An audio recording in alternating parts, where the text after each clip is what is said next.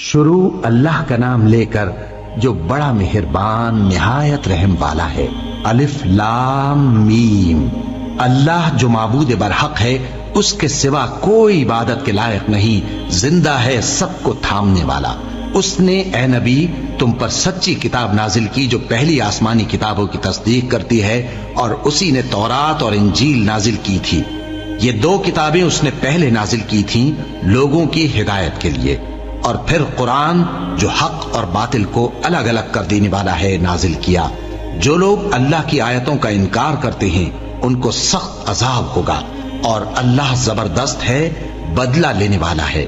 اللہ ایسا خبیر و بصیر ہے کہ کوئی چیز اس سے پوشیدہ نہیں، نہ زمین میں اور نہ آسمان میں۔ وہی تو ہے جو ماں کے پیٹ میں جیسی چاہتا ہے تمہاری صورتیں بناتا ہے، اس غالب حکمت والے کے سوا کوئی عبادت کے لائق نہیں۔